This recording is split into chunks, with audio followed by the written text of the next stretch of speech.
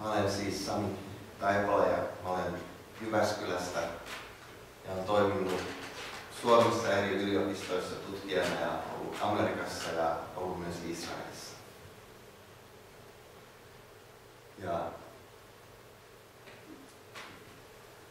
tänään aihe oli luomisen teologia.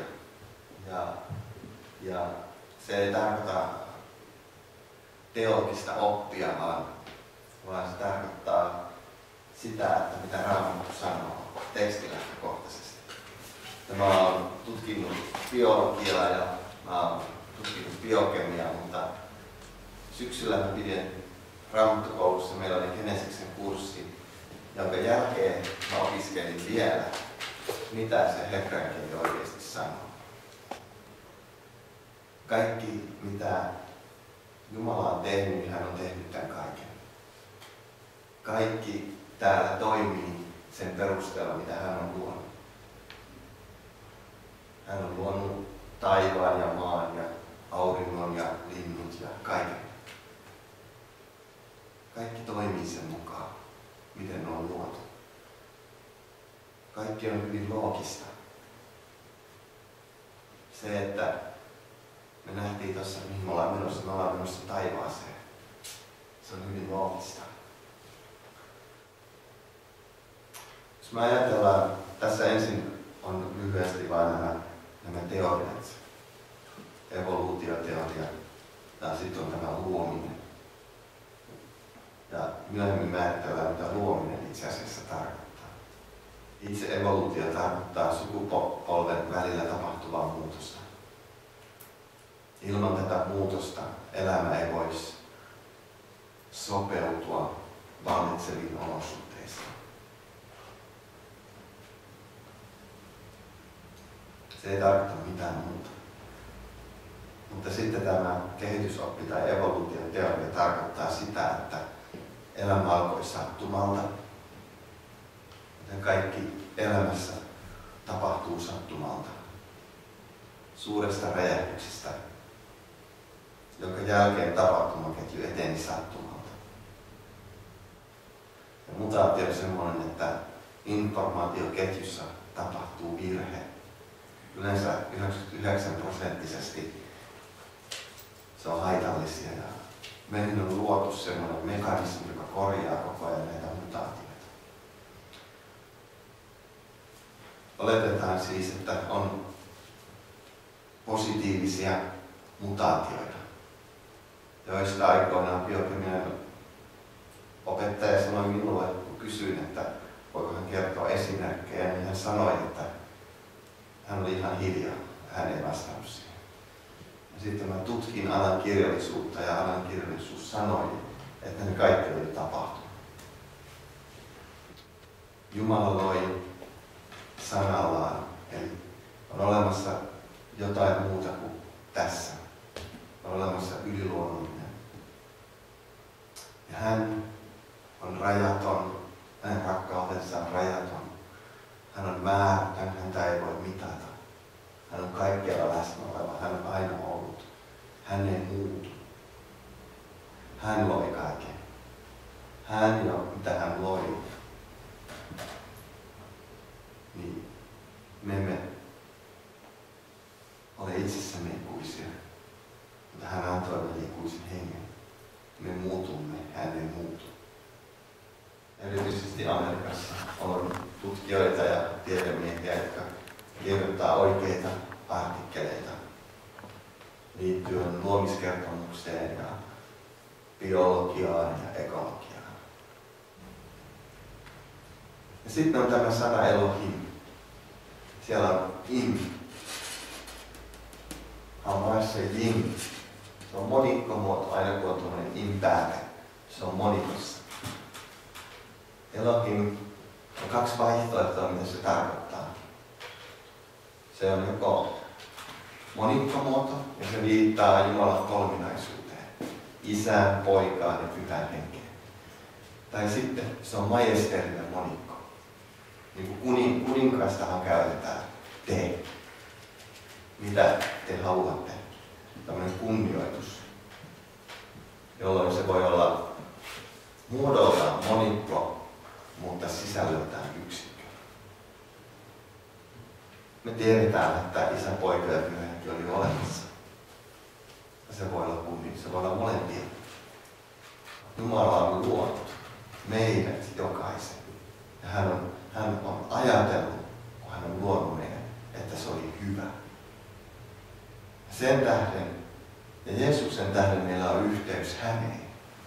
Mutta sen tähden meidän ei tarvitse yrittää meidän suorituksella tehdä itsestämme hyviä hänen silmissään. Koska hän näki hänen mielestään se, mitä hän loi, niin hyvää. Se on eri asia. Sen tähden meillä on armo. Sen takia me uskotaan suurempaan armoon ja Isään, koska kaikki on lähtöisin niin kuin hänestä. Ja sen takia me voidaan vapautua suorituksesta. Me voidaan vapautua siitä, että meidän pitää olla samanlaisia. Koska Jumala loi, hän loi lajikseen. Se oli se, minkä mä näytin. Se on hebrean kielen sana niin. Hän on luonut meidät jokaisen erilaiseksi.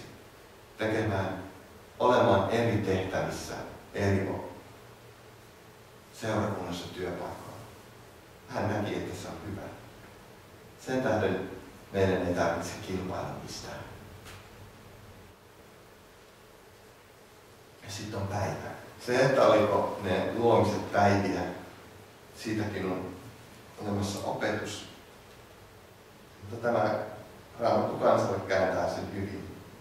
Ja ensimmäinen päivä ja yksi päivä oli mennyt. Päiväsana on hebrean kielen sana Jom.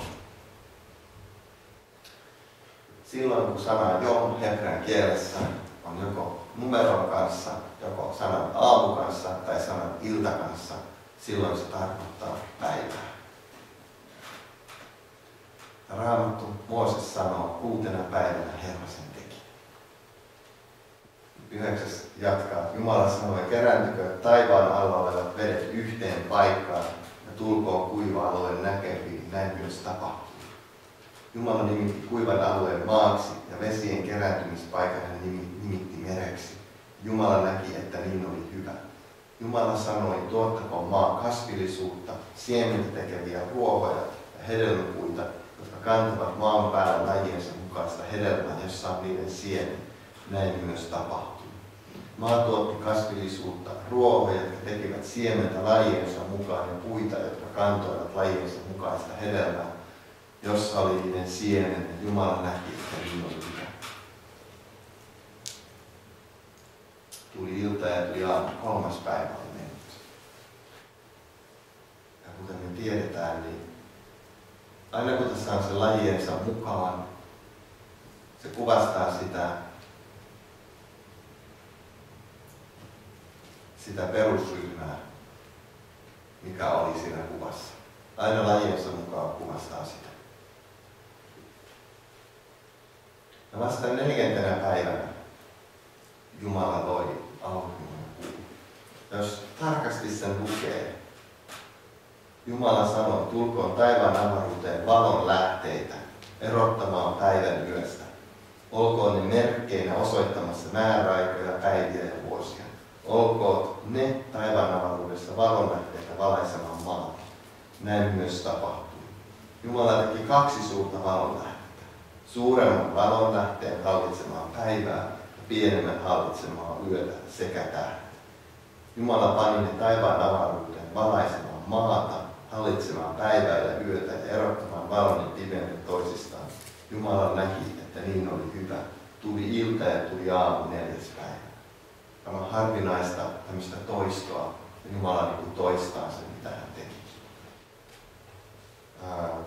Jumala loi hebrean kielen sana seres. Ja englanniksi se käännetään silleen, että semmoisia niin kuin parveilee, jotka niin kuin vilistää siellä meressä. Jumala loi ne kaikki siellä. Ja sitten tässä sanotaan, että linnut. Se on hebrean kielen sana o. Mutta op tarkoittaa siivellisiä. Ja se tarkoittaa lintuja, se tarkoittaa lepakoita, se tarkoittaa hyönteisiä. Se tarkoittaa kaikkea sitä kädessä. Se pointti tässä on, että Jumala loi kaikki, mitkä kädessä. Sitten tässä on tämä sana tanniin, joka kuvastaa dinosauruksia. Esimerkiksi Leviatania. Täällä sanotaan, että suuret merieläimet, niin sillä ei tarkoiteta mitään aika ja tämmöisiä, vaan sillä tarkoitetaan ihan todella suuria. Kuvastaen sitä, että Jumala on luonut pienistä suurempaa ja kaikki on hänelle alamaisia. Ja sitten tässä 6. päivänä luotiin nämä maa-eläimet. Ja Raamattu sanoo, että tuottakoon maa eläviä olentoja lajiensa mukaan, karjaeläimiä, pikkueläimiä ja villieläimiä lajiensa mukaan.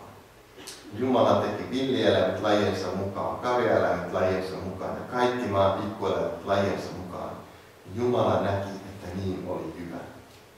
Sitten Jumala sanoi, tehkäämme ihminen kuvaksemme, kaltaiseksemme ja hallitkoon hän meren kaloja, taivaan lintuja ja koko maan, koska kaikkia maan päällä liikkuu isoja ja pieniä eläimiä. Niin Jumala loi ihmisen omaksi kuvakseen ja Jumalan kuvaksi hän loi hänet mieheksi ja naiseksi hän loi heidät. Me ollaan hänen taideteoksensa, me ollaan hänen kuvansa. Ja Jumala on käsin meidät tehnyt. Kun Raamatussa sanoo jo niin kuin äidin kohdusta. Jokaisen Jumala on tehnyt ainutlaatuiseksi. Jumala antoi puhals meihin henkensä. Ja jokaisella on syytä iloita siitä, mitä Jumala on tehnyt. Ja meillä on ollut syytä kiitollisia siitä, mitä hän on tehnyt. Ja tuoda tätä totuutta, että Jumala on luonut meitä kuvakseen. Ja hän antaa meille tulevaisuuden ja toivon. Ja Jeesuksen kautta meillä on ikuinen yhteys Isään. Ja me päästään taivaaseen. Kiitetään tästä hetkestä, Isä, sun nimessä, Jeesuksen nimessä ja Pyhässä hengessä. Ja kiitetään kaikesta ihmeellisestä, mitä sä oot luonut. Ja kiitetään jokaisesta meistä, jonka sä oot luonut sun kuvaksi ja kaltaiseksi. Kiitetään siitä, että sulla on meille suunnitelma. Kiitetään siitä, että sä annat meille tulevaisuuden ja toivon. Kiitetään siitä, että meillä on ihan kaikkien elää taivaassa. Me rukoillaan vaan ja pyydetään, että se siunaa meidän päivän, meidän yhdessäolon ja meidän ajatukset, Pyhä Henki. Tuo siihen paljon valkeutta ja järjestystä ja valoa ja totuutta.